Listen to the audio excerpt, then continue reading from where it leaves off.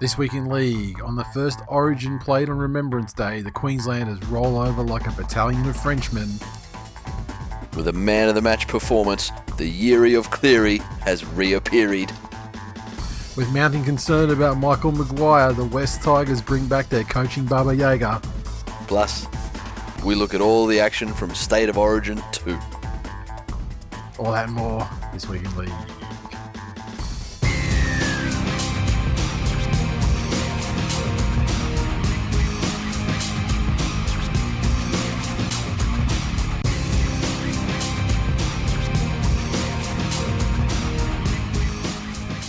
Welcome to episode 376 of This Week in League. I'm Nate. And I'm Jay. How are you, fine sir? Much better than this time last week. I know, right? Isn't it? Much better. It'd be like that.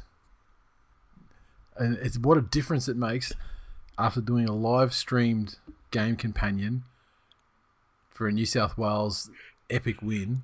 What a difference it is, compared to last week where, to be honest, the quality of the game wasn't good last week either. Just didn't, there were errors, execution on both sides, and Queensland just, kicked two more fucking goals. But this time, we're going to see some silky shit from New South Wales.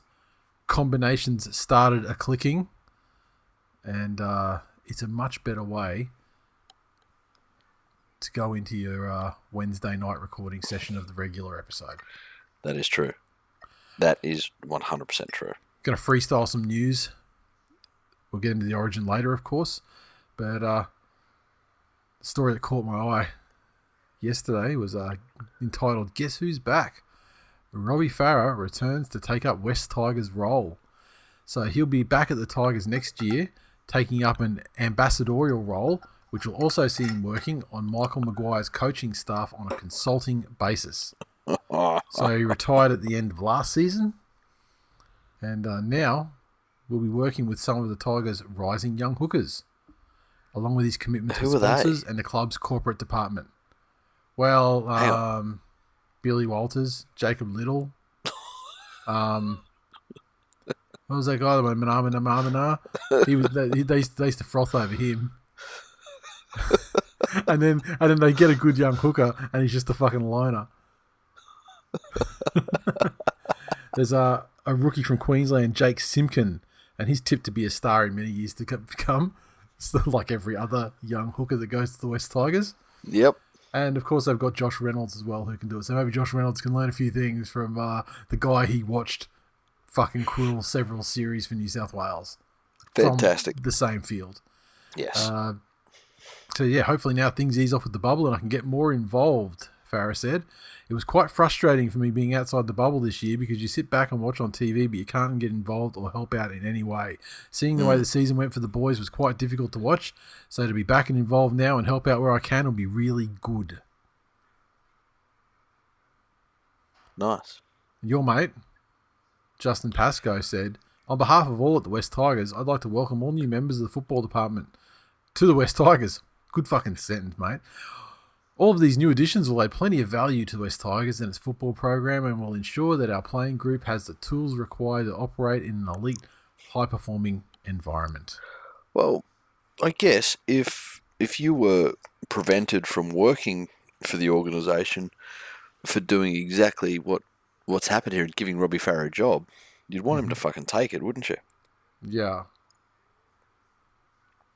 I guess. Look, it keeps Robbie Farah gruntled. Yeah. There is nothing worse for a football club than a disgruntled employee. Yeah, but I mean, at the same time, there's no. At the same time, if he was disgruntled, there's no requirement for him to fucking be around either. The thing I find interesting is that, he didn't have the greatest of exits from the club. Yeah, well, it could have been worse though. Yeah, it could have been. I know they brought him back. He could have. He had about as good as he could have ended after the things that had previously happened. Yeah, that's it. Yeah, okay. Yeah. So anyway, yeah, I guess the white ants are back in the building. Yes, I hope they've applied the necessary treatments. correct. There's nothing funny about the next story, but it's just they've decided to run a 10-team New South Wales Rugby League competition in 2021. Yep. So we get some Reggies back. So the Warriors will compete in the Queensland Cup next year.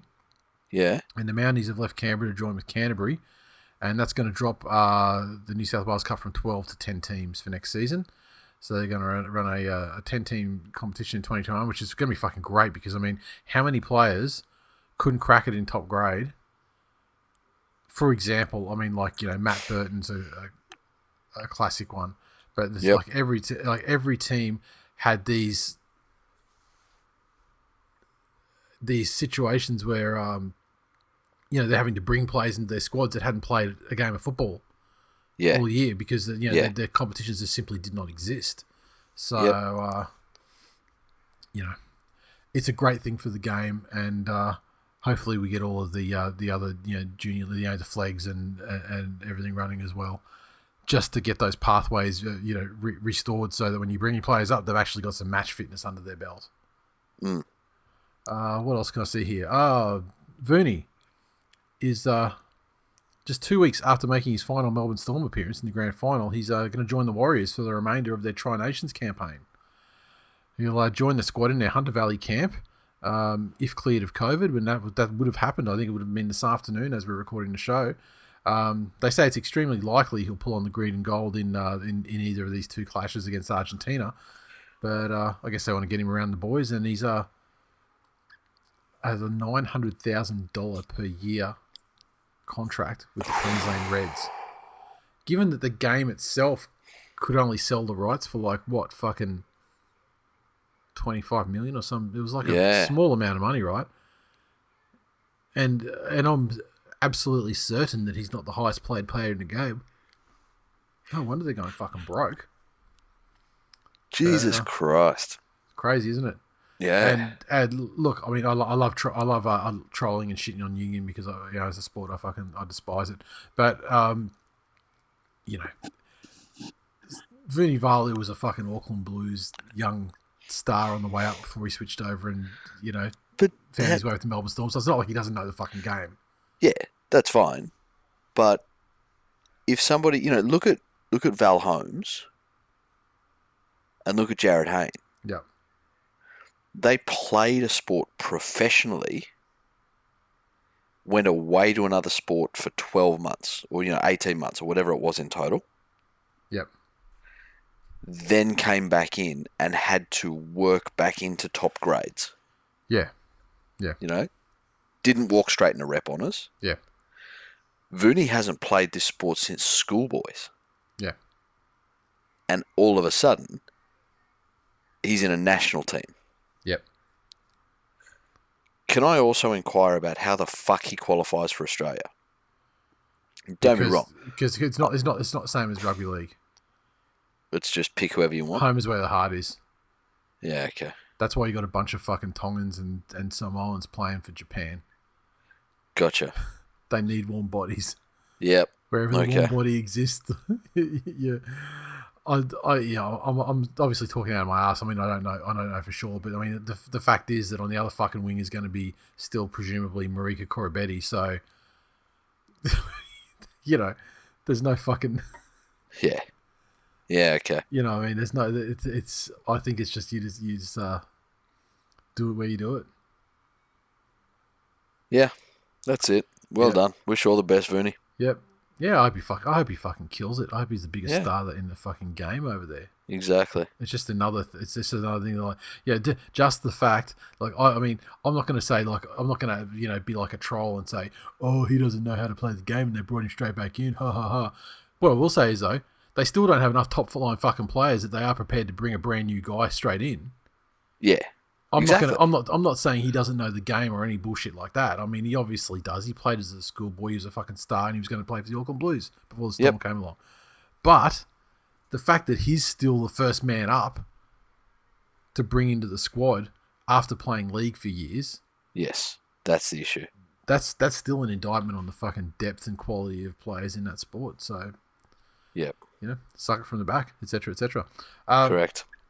The Brisbane Broncos, a few player options have come to light, and they're going to fuck over Kevy, but it's quite funny. I mean, we know that Jack Bird had an option in his favour, and he did take it up, but then he got his leave to go down and join St George Illawarra. But then there's a couple that we haven't really heard about. Matt Lodge is signed to the Broncos until the end of 2024 with a player option for 2023 and 24. Oh my god! And that's a player that there's been rumours that Kevy would move him on. Yeah, wow. So Jake Turpin, he's signed till the end of 2020, but he's got a player option for 21 and 22. Tony Staggs has a player option for 22 as well. Shocking development. They're all managed by Isaac Moses. Yeah. So we're still waiting for the end of that the appeals committee tribunal hearing to find out whether Moses is going to be the deregistration is going to stick as a player agent. But yeah, I mean the Broncos and and that's not even mentioning the Milford one as well. Oh god, absolutely fucked. Yeah. Yep. Is there any other news stories you want to talk about before we move it on? Let's have a quick look here. Nothing else really caught. Nothing really. I mean, not unsurprised. Yeah, it's not a surprise that there's not a lot going on because it's literally Origin, and we're deep into the off season now for everyone that's not an Origin player. So yeah, that's it. As long as they keep their dicks in their pants, I can't imagine we're going to see a lot. No, there's a look. It's all transfer, and it's all transfer rumors. Yeah. And I saw a whisper that Mansour has been in contact with the West Tigers, and if this whole Addo Carr thing doesn't happen for them because they're too pig-headed to give up Nofaluma for a player that's 10 times better, they Mansour may be someone that they bring in. Yep, good on him. Yeah, good on him. Get that money. That's it. I'll tell you what, though. Just that Origin game should be enough for everybody with anything to do with the West Tigers to be screaming for them to make that trade. Yep, no, he proved his value. Oh, well. And has over the last several years. Anyway. Except for that fucking man bun. Yeah, he didn't start off very well with that, but we'll get into it.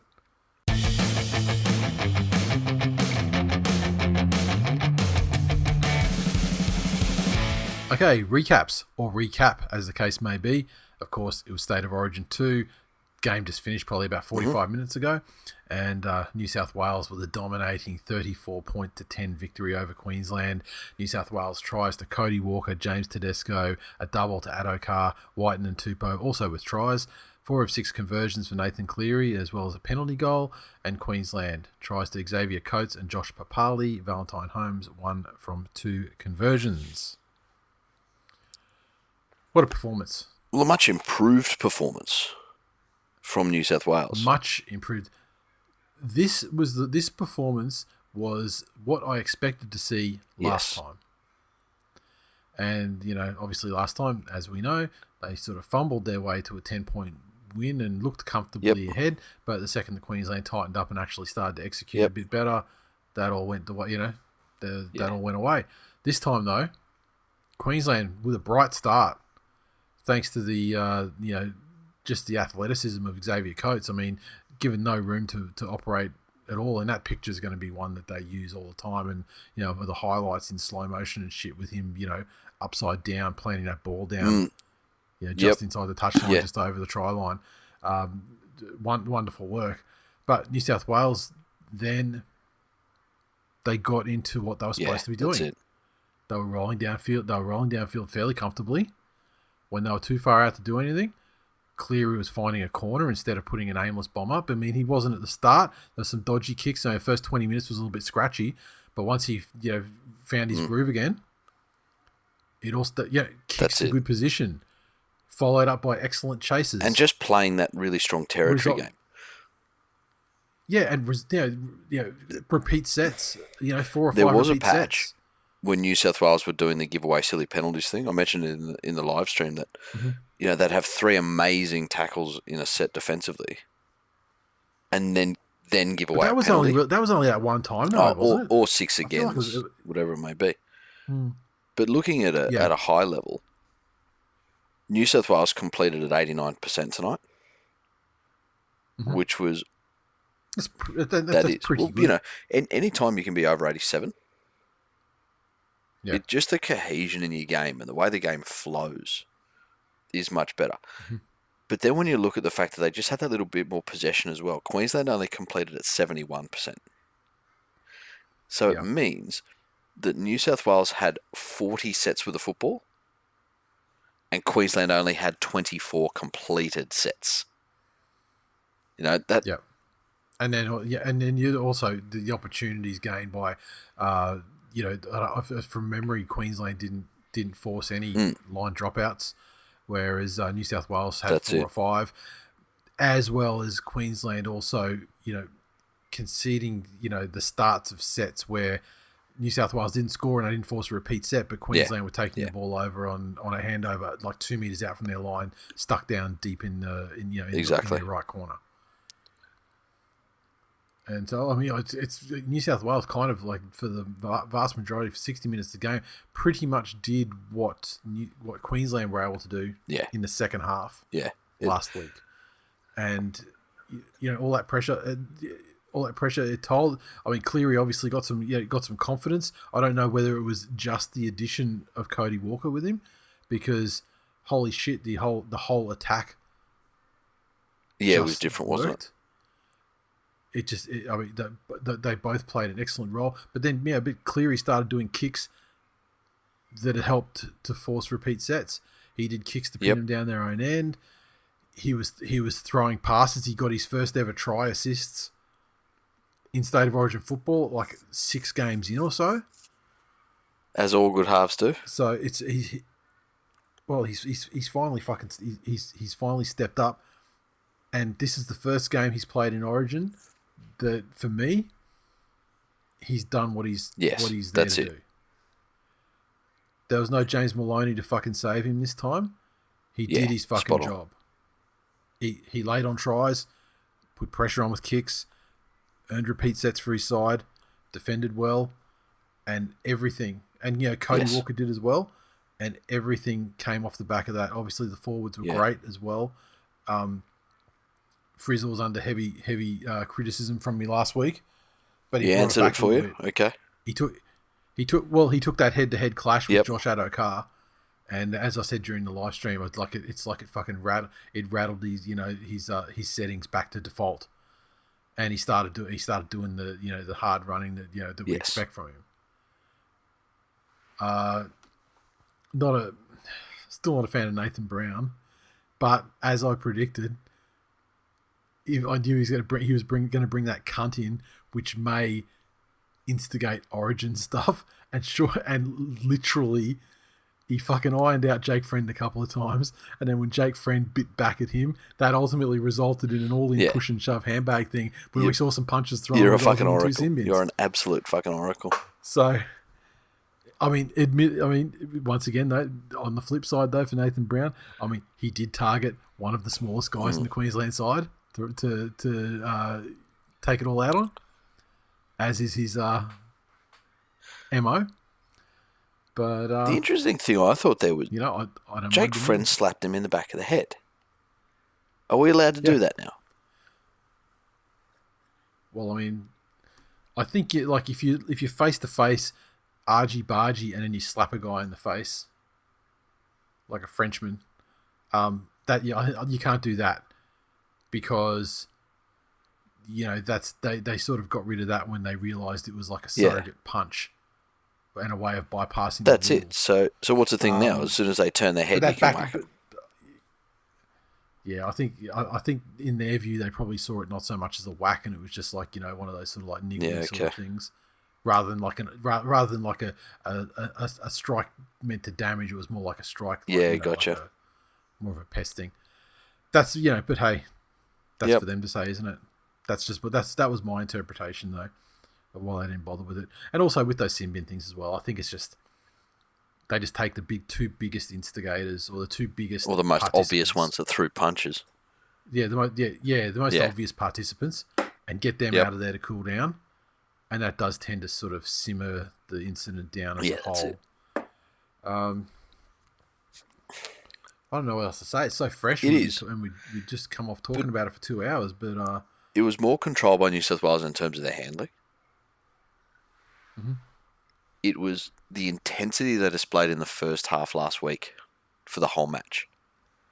I think New South Wales were much better for the run from last week than Queensland were. As in, they were more affected, or they dealt with the break more poorly than Queensland did. Also, they were coming off all the emotion of a game one win, and it was a well deserved win. They played a great second half, but Queensland had far less improvement in them than New South Wales did.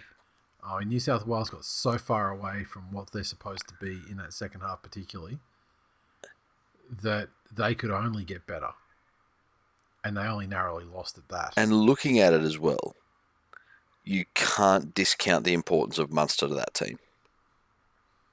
Oh, absolutely not. And to lose him so early in the game. But look, I know we troll a lot about Aaron Bramstone, but like Valentine Holmes was garbage. He didn't have a great one. And like he's not been fantastic, even with his own club side. I mean, there were times where he wasn't a fullback because he just wasn't reliable. Yep. And like, would I have him as a winger? Fucking oath I would, especially in light of Philip Sammy being absolute garbage. I'd push Val to 2. Yeah. But they need a fullback and stat.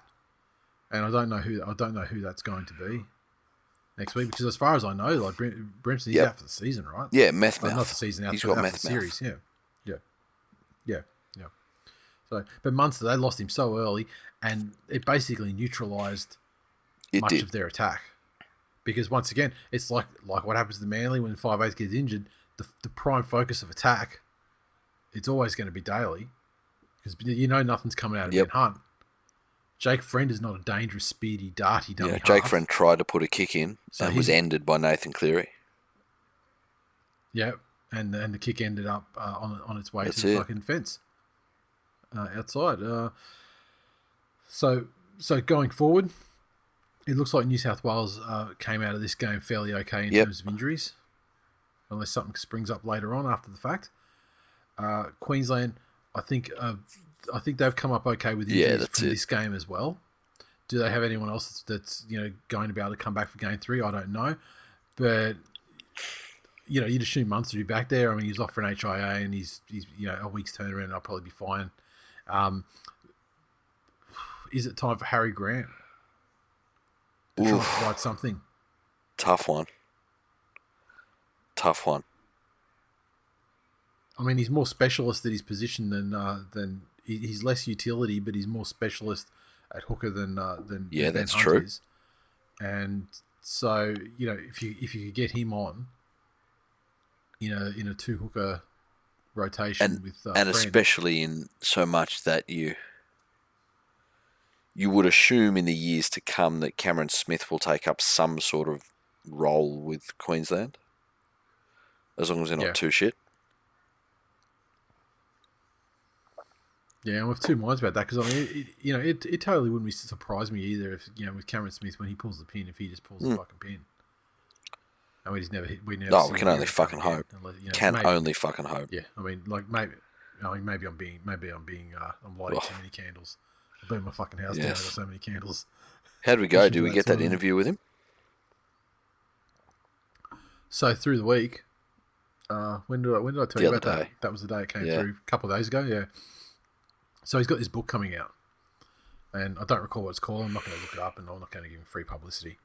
But there's an email came around probably the week before, or the week before that, flagging this book was coming out and all this sort of thing, and I just deleted it essentially. And then another email came through earlier this week saying, look, on the following dates, there's going to be the opportunity. to interview, one of the greatest players of all time, and his book, everything in his book, everything's on the table, like the Alex McKinnon thing and blah blah blah, all that stuff. Oof. And so if you want to book an interview slot, and I saw it and I just thought, LOL. I thought it's a no-win situation for us because an interview with Cameron Smith would go exactly one of two ways. The more likely way would be we'd ask a crazy question. Yep. And it would be instantly hung up. Yes. And ended That's by a publicist. And the other possibility is we basically go against all of our integrity and principles and try and run it like a normal interview when, and we ain't fucking playing that shit. Or that ain't us. We get given the interview audio and splice it up so he ends up sounding like an absolute child molester. Well, there'd be no given the audio. I mean, if we were doing the interview, I'd be recording that shit. So, Cameron, how many fingers have got premiership rings on them? Oh, 4 fingers.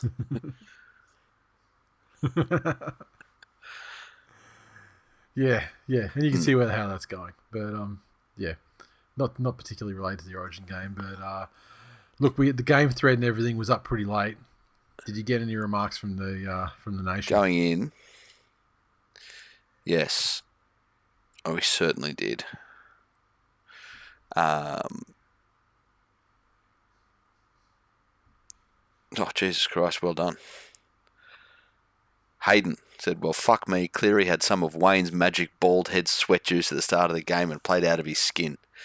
I think Walker played a better style tonight that suited Cleary's, and the whole team lifted this week. It's only game 2, but I'd rather go into game 3 with a win than a big loss. Bring on game 3.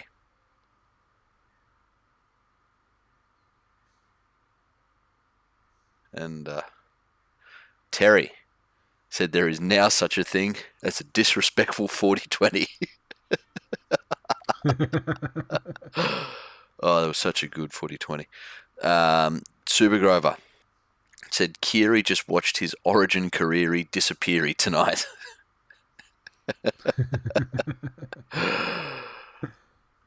Oh, god damn. And again, I said it to you during the stream, but that set that Walker scored, that was our 2 halves running the ball strongly and really worrying the defensive line.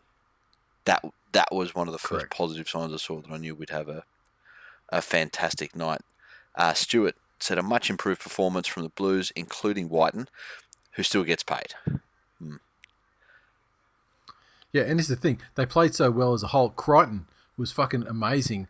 And he was, a focus of he was a focus of attack on the left, and he was also and he also, apart from some early, when that first try, for example, I mean, what the fuck was Whiten doing, rushing up into the hole between? Like he wasn't beaten by anyone. He just fucking rushed up at nobody, leaving a 2-on-1 for the fucking winger to deal with. It was just ridiculous. But by and large, though, Crichton did an excellent job of sort of mopping up whatever Whiten was doing, and it kept him anonymous, didn't it? Before he scored that good try at the end, and so that's the best. Yeah, that's the best I could say for it. He was hidden by great performances all around him, and if you don't stand out as terrible, then that's fucking great. That's a win, especially over game 1. Correct. I mean, Gutho still won't pass it to fucking Fox, but he still finds a way to get over the line. He certainly did. And I'll tell you what, how good was that play from Cleary, kicking early to a screaming Fox down the sideline? Yeah, just exactly. Anything that puts the defense in a couple of minds about things is so fucking valuable. And the thing is, they've seen that play happen a couple of times through the season for the Storm. I mean, they obviously they know the speed that Fox possesses, so they instantly start to think, oh fuck, what's But he did a great job there to cement the repeat set as well at the end of that, because he was sort of out there by himself a bit. Spot on. Fantastic. That's it.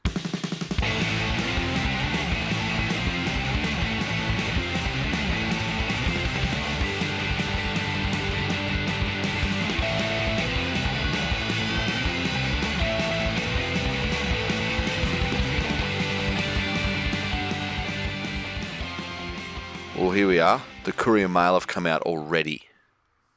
What are they saying? That the play that knocked Cameron Munster out of Origin 2 was illegal. I don't even remember what fucking happened to him. If the NRL is serious about head injuries, Tyson Frizzell must be charged.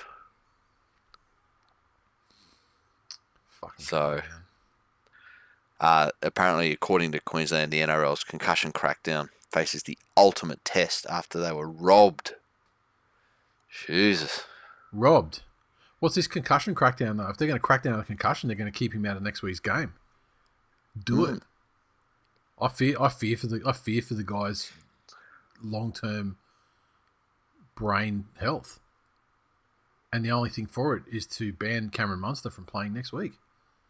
Correct. That's the only thing for it. Correct. Now, obviously, we don't have any previews to do this week. I mean, we've already spoke about the potential changes and everything like that for next week's Origin game and the last game of rugby league this season for us. But what I can do is hit the mailbag and skip the ones that we already have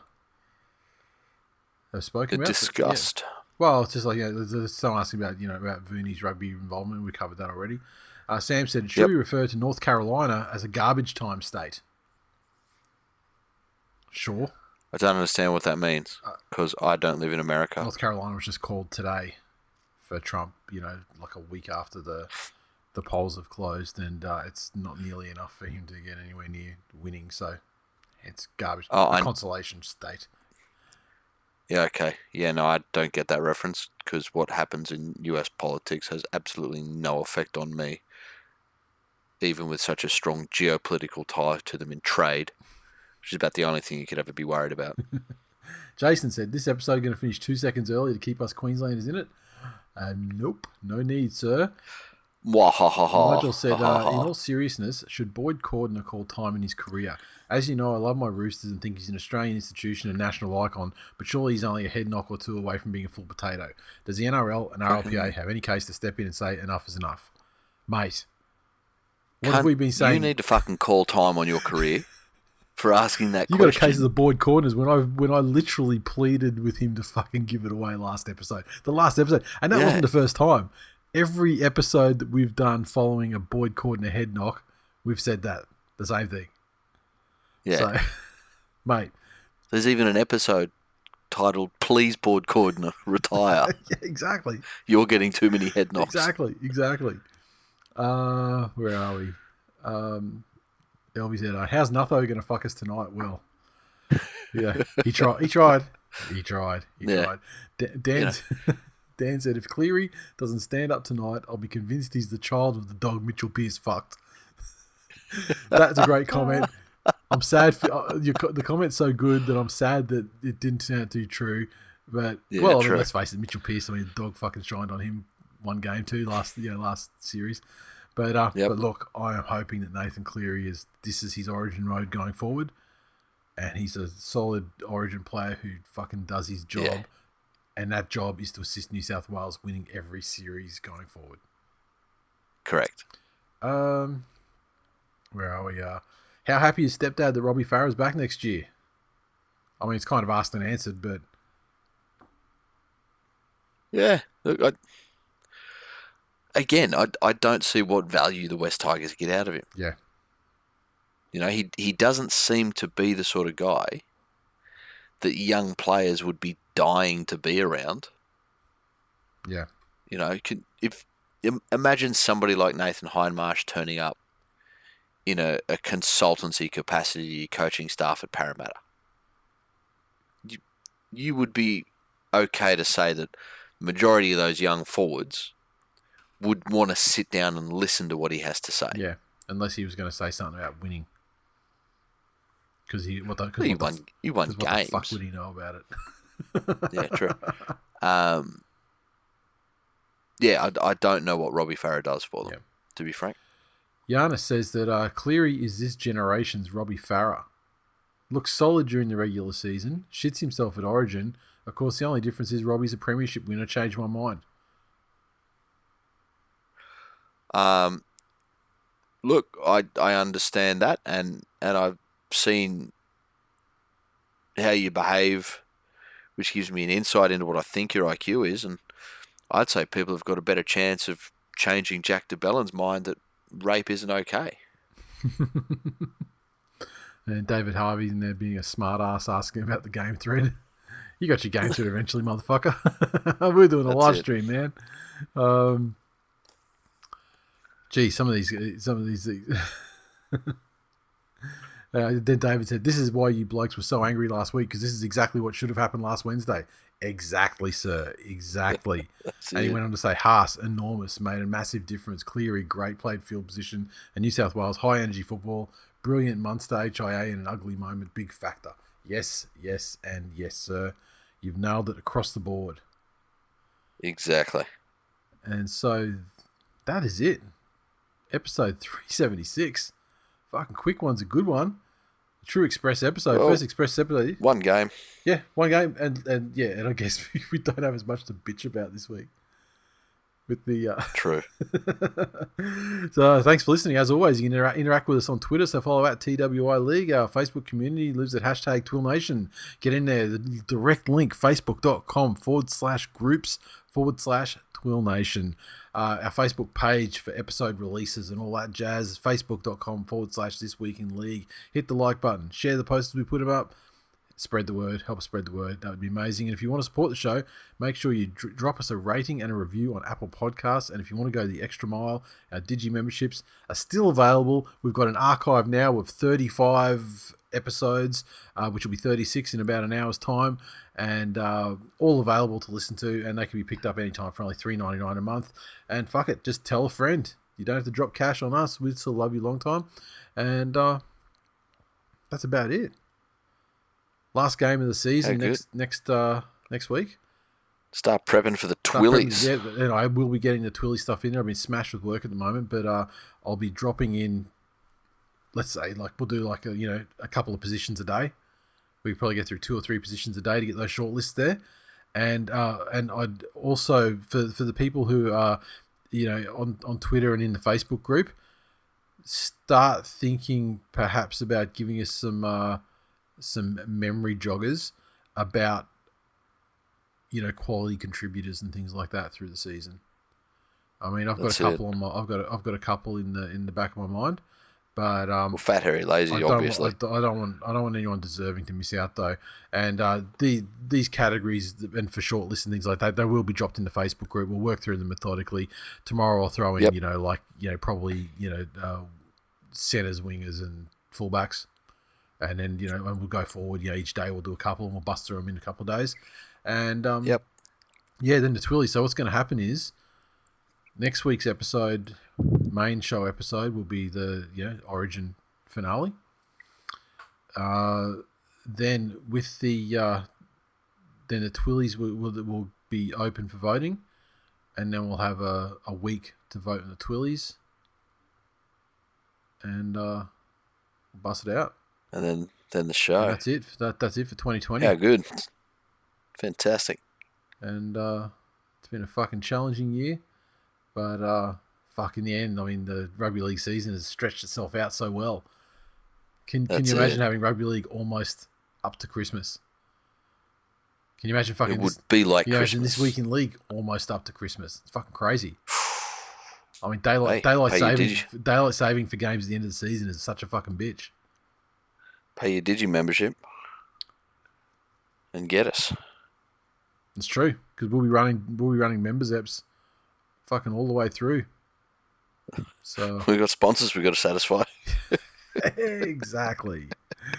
And hairy bald motherfucker. Yeah, and while they're not sponsoring this episode, don't forget to go to manscaped.com. Code TWiLNation. Put the code in. Free shipping. 20% off. Grab yourself one of the new the weed whackers, the nose and ear hair trimmers. I've got mine on the desk right now. Give the fucking nostril a go. Oh, look at that.